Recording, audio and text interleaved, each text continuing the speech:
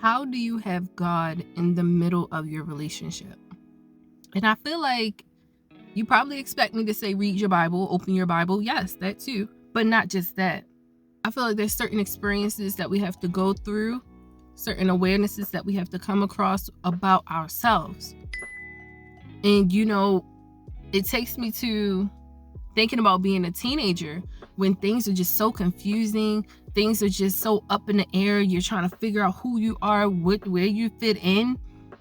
One of my professors posted in the discussion about how teenagers' brains are not developed in the front.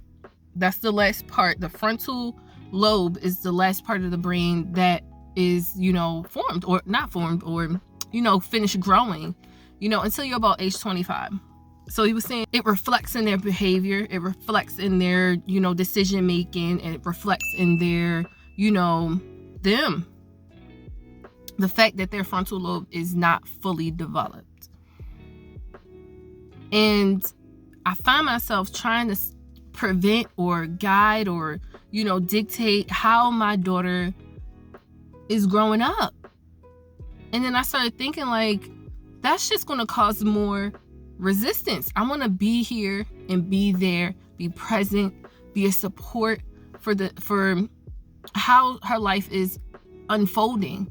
Of course, give that guidance as she needs it. I'm thinking back to when I was a teenager and people would try to tell me things like, don't do this, don't worry about sex, don't worry about boys, don't worry about, you should do this, you should go to all these sources of advice. And it didn't hit because I felt like I knew what I was doing.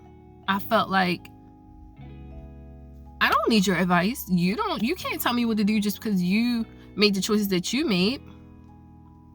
You didn't hit home until I went through certain experiences. And I feel as though if I was deprived of those experiences, I would not be able to have a fuller, because I'm not done growing, a fuller understanding of who I am and my capabilities and my, greatness and my connection with God. Like, it reminds me of the song from the R&B Christian music playlist. If I didn't know fear, I wouldn't know bravery. If I didn't know doubt, then I wouldn't know trust. Things like that. If you didn't go through the bad things, you wouldn't know the good things. When dealing with and having God in your relationship, when you're going through those bad things, there are certain things that you can't handle. There's certain things that your partner can't handle. If you're in a position of, what do we do? How do we do this? How do we fix this? It might not be an answer that you and your partner have, but the only person or only way to get that answer is through God. And instead of fighting each other, you have to fight with each other and then take that fight to God so that God can be able to install the specific thoughts and ideas and perspective, everything that you need to solve that problem that you don't have right now. It could be a way of communicating. It could be anything, unlocking different parts that need to be, evolved within yourself that only God can bring out in you. And I feel like first you need to work on your relationship with God yourself and building that so that once you do get with another person, y'all can collectively go to God together, because it's going to be times where you don't know how to figure something out. And it reminds me of The Chosen. And watching The Chosen, it reminds me of Simon and Eden when, Eden had that miscarriage and Simon was out, serving with Jesus. He was out with Jesus for a while. He came back and he was just so glad to be home, so glad to see his wife, that Eden was upset that he didn't even notice that she wasn't pregnant or didn't notice that she went through a miscarriage. But mind you, Simon didn't know that she was pregnant when he left.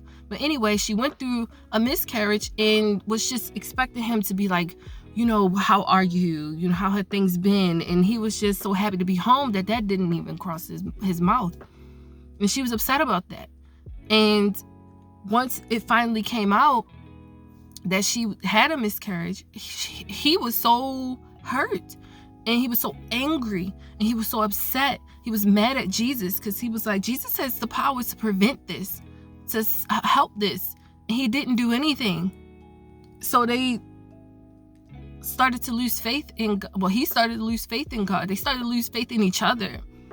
And I remember this one scene where he was in the water. You know, this is when he's walking across the water to Jesus, and Jesus is like, keep your eyes on me, you'll be fine. And then the second he looked left and right, he started sinking. And at the same time, Eden was going into the water. I can't remember what type of water that is, but she was going into water to pray and cleanse herself and, you know, pray for her husband as well, for Simon. So we have to pray for each other and then take our problems and pray to God. We can't just expect the other person to be able to know everything, figure everything out, and put that burden on yourself as well. You have to be willing to receive from God so that you can know the best direction to go. You can have the best ideas. You can, know how to figure it out, and don't just have all the burden on people, because I'm telling you, people going to let you down regardless, because we don't have all the answers. We don't have all the awarenesses. We don't have it all. God has it all. So we have to go to God when we can't figure it out, when things feel tough, when things feel hard, when things feel like impossible. We got to give our impossible perspectives to God, because through him everything is possible, correct? Yeah. So how do we have God in our relationship? We have God in ourselves first. So if you don't know God for yourself, how can you have a relationship that's able to sustain and withstand all of the trials, the tribulations that are expected to come? Not just between you and your partner, but in yourself as well. He has to be who you run to, who you turn to, who you seek, because he'll be able to get you through. And once you find that out in the individual aspect, coming together in a union is going to mean so much more. It's going to double the faith, if that makes sense. Double the faith. It's going to cover, double the protection and the covering over your union, because both of you are covered in God.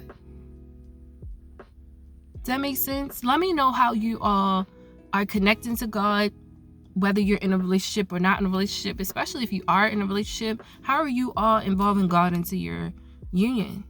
Comment down below. I am filled with God. God guides my steps. I give God control. I don't have to figure it out all on my own. Make sure you like, you subscribe. I'm going to see you on the next video, okay?